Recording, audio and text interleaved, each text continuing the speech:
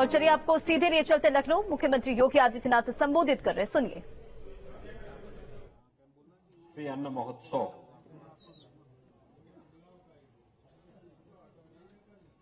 उत्तर प्रदेश कृषि अनुसंधान परिषद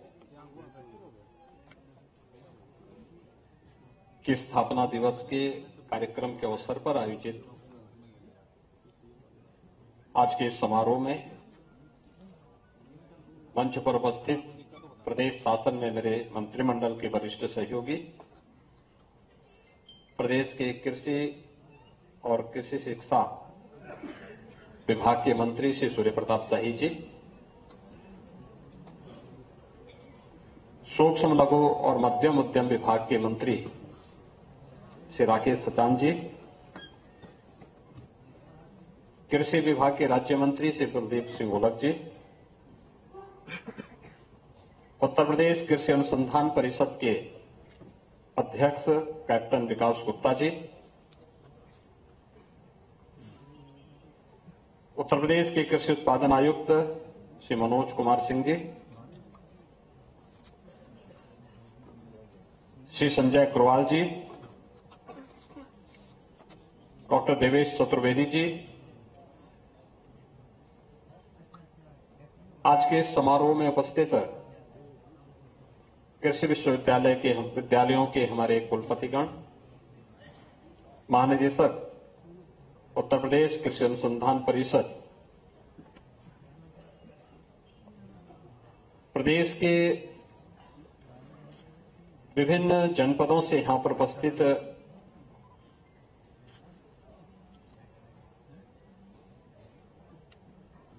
सभी एफपीओज, कृषि विज्ञान केंद्र के प्रभारीगण, प्रगतिशील हमारे अन्नदाता किसान और अन्य उपस्थित भाइयों बहनों, मैं सबसे पहले कृषि विभाग को अंतर्राष्ट्रीय मिलेट वर्ष 2023 के उपलक्ष्य में उत्तर प्रदेश मिलेट पुनरुद्धार कार्यक्रम के अंतर्गत इस श्री अन्न महोत्सव के लिए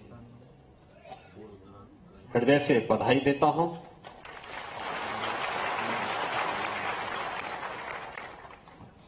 अगले 3 दिनों तक श्री अन्न महोत्सव का कार्यक्रम जहां प्रदेश की राजधानी लखनऊ में होगा,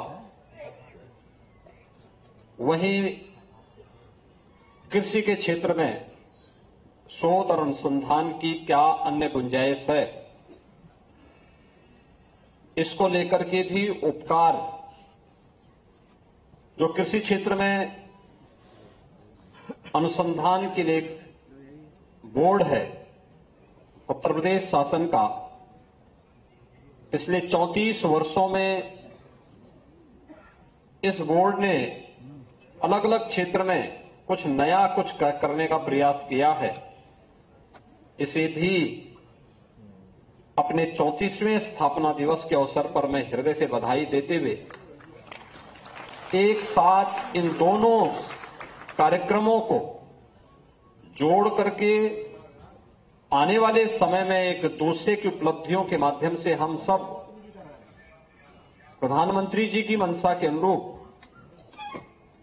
कृषि और कृषि अनुसंधान के क्षेत्र में उत्तर प्रदेश के अन्नदाता किसानों के जीवन में व्यापक परिवर्तन का हम माध्यम बनाएंगे। यह श्री अन्न महोत्सव इस दिशा से एक मील का पत्थर साबित होगा। भाइयों बहनों, हम सब इस बात को जानते हैं कि देश के अंदर 6-7वें दशक तक, पिछली सदी के 6-7वें दशक तक बहुत अच्छी मात्रा में प्रदेश और देश के अंदर मोटे अनाज का उत्पादन होता था। और अगर आप कहें तो हमारे दैनिक जीवन का लगभग आधा अन्न श्री अन्न के रूप में होता था। आज से नहीं, प्राचीन काल से ही, वैदिक काल से ही श्री अन्न का महत्व रहा है। नाम अलग रहे होंगे, लेकिन इसकी उपयोगिता, और इसमें से बहुत सारे तो ऐसे हैं जिनको आज भी हम जब कोई व्रत रखता है शेष अन्य अन्न उस दौरान उपयोग में नहीं लाया जा सकता है। इसकी महिमा का वर्णन हमारे वेद भी करते हैं, लेकिन समय के अनुरूप, बढ़ती हुई आबादी की आवश्यकता के अनुरूप, खाद्यान्न आत्मनिर्भरता के लक्ष्य को प्राप्त करने के लिए और इस दिशा में भी शोध और अनुसंधान की गति थमने के कारण दोनों चीजें थी। एक, बढ़ती हुई आबादी की आवश्यकता के लिए अभी मेला लगा कम क्या हुआ? खेती में अधिक उत्पादन करना, हाँ चेतन के बाद एक लक्ष्य ये था। उसको तो पूरा किया जा चुका है, और इस दिशा में हमारे वैज्ञानिकों ने, प्रगतिशील किसानों ने शोध और अनुसंधान को भी आगे बढ़ा करके उत्पादन की क्षमता को कई गुना बढ़ाने में भी मदद की। खाद्यान्न आत्मनिर्भरता में आज हमारा देश आगे बढ़ चुका है, बहुत आगे बढ़ चुका है, लेकिन इसके कुछ साइड इफेक्ट भी पड़े।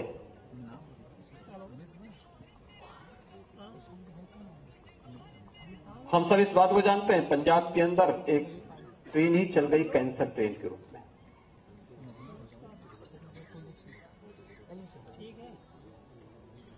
केमिकल, फर्टिलाइजर, पेस्टिसाइड का अत्यधिक उपयोग, जबकि श्री अन्न, ज्यादातर श्री अन्न ऑर्गेनिक है,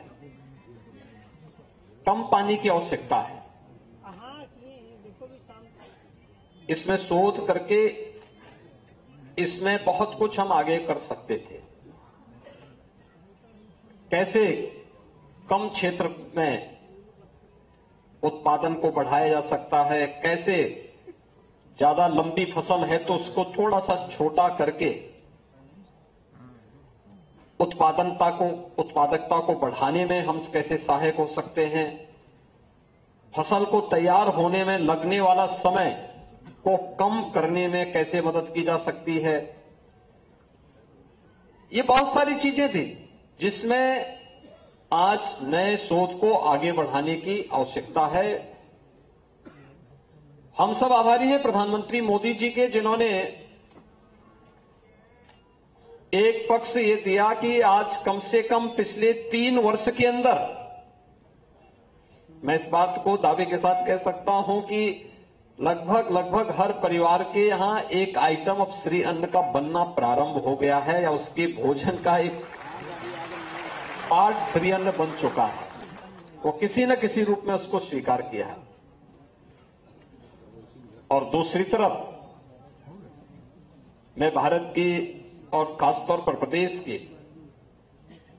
उन संस्थाओं का, बहनों का और माताओं का मैं हृदय से आभारी हूं, जिन्होंने इसमें भी नई आइटम बनाना शुरू किया है। अभी हम देख रहे थे जो एग्जीबिशन बाहर लगी हुई है, मिलेट से बने हुए बिस्किट भी थे, नमकीन भी थे, और भी लड्डू भी थे, और भी तमाम चीजें उसमें बनी हुई थी। यानी जो रुचि वर्धक हो सकती है। पहले जब बनाते थे तो लोग उसको बहुत ही बेतरतीब तरीके से बनाते थे, देख करके भी कोई खाना नहीं चाहता था। लेकिन अब जो बना रहे हैं उसको देख करके कोई व्यक्ति सहसा ही उसकी तरफ आकर्षित हो जाएगा। यानी जैसा प्रोडक्ट आप परोसेंगे और उसका प्रचार प्रसार करेंगे, लोग उसको उसी प्रकार से स्वीकार भी करेंगे। और मुझे लगता है कि वह अब इस दिशा में जो प्रयास प्रारंभ हुआ है, उसी को ध्यान में रख करके आज यहां पर बहुत सारे इस फील्ड में जो कार्य करने वाले संस्थान हैं,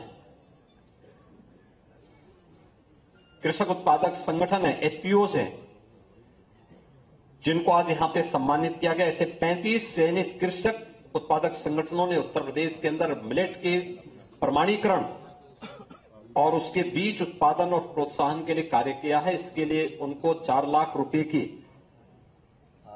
सहायता यहां पर प्रदेश शासन की ओर से उन्हें उपलब्ध कराया जा रहा है। मैं इन सभी का हृदय से अभिनंदन करता हूं और उनके प्रति अपनी शुभकामनाएं देता हूं। कृषि विज्ञान केंद्रों ने भी मिलेट प्रसंस्करण के लिए कुछ कार्य प्रारंभ किए हैं। कुछ ने बहुत अच्छे काम प्रारंभ किए हैं, कुछ को यहां पर नए तरीके से उन्हें उपकरण आदि के लिए भी सहायता दी जा रही है। 95 लाख रुपए प्रति कृषि विज्ञान केंद्र, 5 ऐसे कृषि विज्ञान केंद्रों को आज यहां पर इस सहायता प्रदान की गई है, जिसमें कृषि विज्ञान केंद्र झांसी है, ललितपुर है, बांदा है, हमीरपुर है और गाजीपुर है। इन्हें 95 लाख रुपए प्रति कृषि विज्ञान केंद्र, यह उन्हें सहायता मिलेट के प्रसंस्करण केंद्र स्थापित करने के लिए यह सहायता यहां पर उपलब्ध कराई गई है। प्रदेश के अंदर कुछ हमारे कृषक उत्पादक संगठन एफपीओज और केवीके कुछ ऐसे हैं जिन्होंने अधिक से अधिक किसानों को इस दिशा में प्रशिक्षित करके प्रोत्साहन दिया है। उनको भी आज यहां पे सर्टिफिकेट उपलब्ध करवाए गए हैं और पीओएस मशीन के माध्यम से भी, जो आपने देखा होगा पिछले 2 वर्ष से हम लोग मिनी किट उपलब्ध करवा रहे हैं, मिलेट के मिनी किट। और मैं तो इस मामले में ये भी कहूंगा, मैंने कृषि विभाग से गत वर्ष भी कहा था, मैंने कहा था अगर हम बीज के किट उपलब्ध करा रहे हैं, उन किसानों को हमें प्रशिक्षण भी देना चाहिए, लेकिन जितना हम इस बार से उनको बीज दे रहे हैं, अगले वर्ष उनसे उतना बीज जरूर लें और फिर उसके अगले वर्ष हम उससे दुगने किसानों को फिर ये बीज उपलब्ध करवाएं। हमें केवल देना ही नहीं है, उनसे लेकर के अन्य लोगों को भी लाभान्वित करवाना चाहिए। ज्यादा संख्या में लोग उससे लाभान्वित हो पाएंगे, हम ज्यादा कवर कर पाएंगे लोगों को। और मुझे लगता है कि जो व्यक्ति लेने वाला है उसके मन में भी ये भाव होना चाहिए कि हां, मैंने लिया था तो मैंने वापस भी कर दिया, शासन को, सरकार को वापस भी कर दिया है, जिससे हम अधिक से अधिक लोगों को इस प्रक्रिया के साथ जोड़ सकेंगे। और आज यह भी यहां पर देखने को मिला है।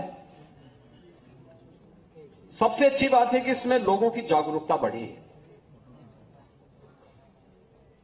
यानी कुछ चीजें ऐसी थी जो हम लोग बचपन में बहुत देखे थे। उत्तराखंड में मेरा जन्म हुआ था तो मैंने वहां पे इस चीज को देखा था। जितने भी मिनट थे, मोटा अन्न था, कम सिंचाई वाले स्थानों पर तो हम लोग देखते थे कि ज्यादातर इसी की खेती होती थी।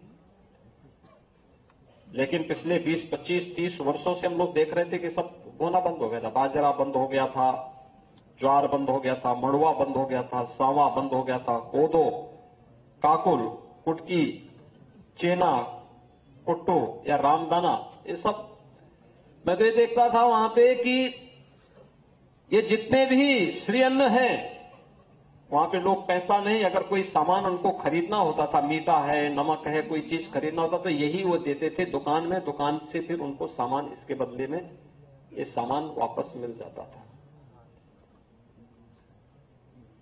यानी जो किसान के पास है, किसान वह देगा, और जो व्यापारी के पास है, व्यापारी से वह अपनी आवश्यकता के अनुरूप वह सामान खरीद लेता था। आज भी गांव में इस प्रकार की प्रथा है।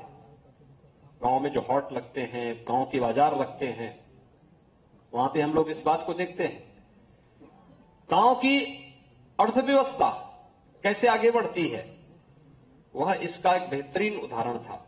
लेकिन ये फिर से अब किसानों की जागरूकता इसमें बढ़ी है और इसमें आपने देखा होगा कि पिछले 6-7 वर्षों में ही कितने दाम बढ़े हैं।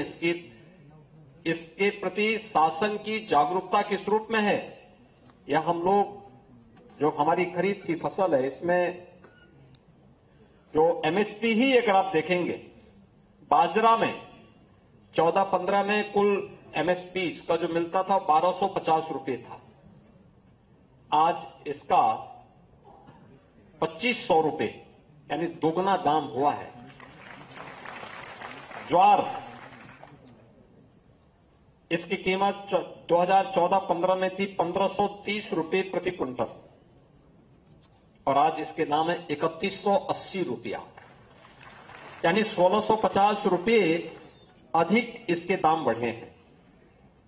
रागी, ये 1550 रुपए 2014-15 में इसके दाम थे और आज हैं 3846 रुपए, यानी 2296 रुपए अधिक इसमें प्रति क्विंटल दाम मिल रहा है। ऐसे ही मकई में 1310 रुपए प्रति क्विंटल था 2014-15 में, आज है 2090 रुपया। मूंगफली 4000 रुपए प्रति क्विंटल था, आज है 6377 रुपए प्रति क्विंटल। और उड़द 4350 रुपए से बढ़कर के आज 6950 रुपए, यानी 2600 रुपए प्रति क्विंटल की बढ़ोतरी हुई है, जिसमें किसान सीधे सीधे लाभ प्राप्त कर सकता है। अब इसमें सभी लोग मिलकर के काम करें। मैंने देखा हमारे कृषि विश्वविद्यालयों ने रुचि ली, तो कृषि विज्ञान केंद्र यानी कृषि विश्वविद्यालयों ने रुचि ली, तो कृषि विज्ञान केंद्रों में काफी सुधार हुआ है। नहीं तो 2014 तक, 2017 में जब सरकार हमारी बनी थी, हम लोग देखते थे कि बामुश्किल 1 दर्जन भी कृषि विज्ञान केंद्र उत्तर प्रदेश में ऐसे नहीं थे जिनको हम देख सकते थे। वे बंजड़ भी उनके सामने शब्द कहना बेकार था। लेकिन आज ज्यादातर कृषि विज्ञान केंद्र अच्छा कार्य कर रहे हैं और एक नई प्रतिस्पर्धा उनमें खड़ी हुई है। मैं इसके लिए अपने कृषि विश्वविद्यालयों का हृदय से अभिनंदन करूंगा कि जो चारों हमारे राज्य की कृषि विश्वविद्यालय हैं, इन्होंने इस दिशा में अच्छा प्रयास किया है और उन्होंने रुचि ली, एक कुछ नया करने का प्रयास किया है। और मैंने इसीलिए कृषि विभाग से कहा है कि उपकार जैसी संस्था का भी हमें उपयोग करना चाहिए।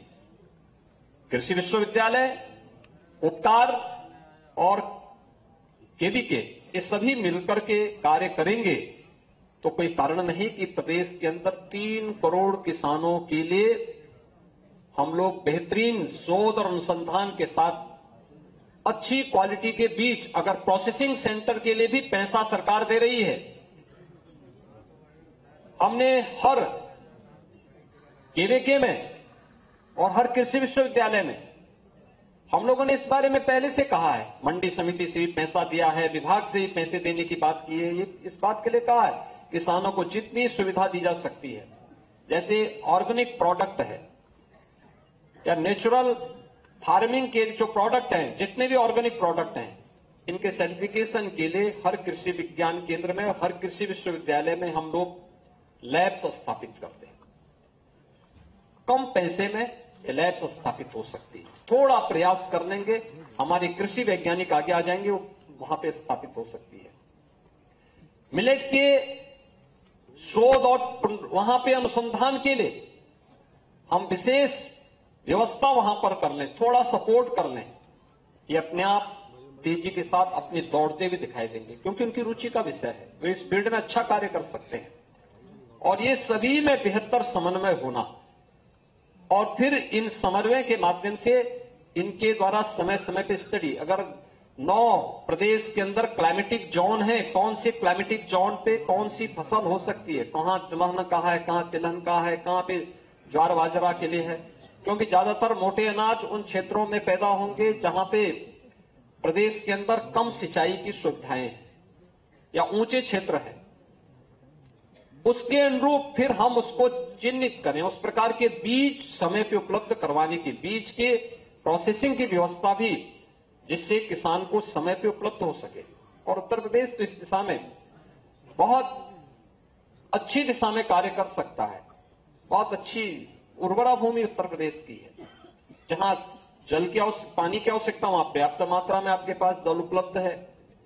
लेकिन जहां नहीं है वहां पे कौन सी फसल उपयोगी हो सकती है, कहां दलहन के लिए उपयोगी है, कहां तिलहन के लिए है, कहां अन्य फसलों के लिए ये उपयोगी हो सकता है। अगर ये सभी मिलकर के कार्य करना प्रारंभ कर लेंगे,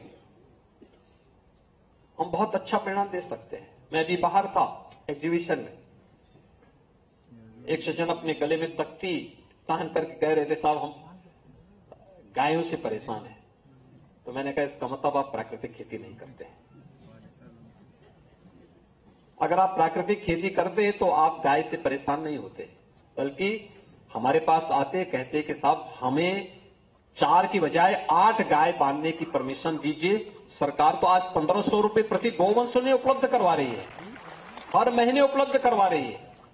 अब आश्चर्य करेंगे, गाय उसकी दूध वो पिएगा, गोबर और गोमूत्र भी वही लेगा, पुण्य भी वो कमाएगा, लेकिन पैसा सरकार दे रही है। नेचुरल फार्मिंग को बढ़ावा देकर के हम लोग इस दिशा में बेहतर प्रयास कर सकते हैं और सरकार इसको प्रोत्साहित करना चाहती है। आपके पास एक अवसर आया है, सरकार इस दिशा में सहयोग करेगी, एफपीओस को सहयोग करेगी। और मुझे बहुत अच्छा लगा जब भी हम लोगों ने पिछले महीने एमएसएमई विभाग में ग्रेटर नोएडा में इंटरनेशनल ट्रेड शो किया था। ट्रेड शो में बहुत सारी चीजें, उत्तर प्रदेश की पूरी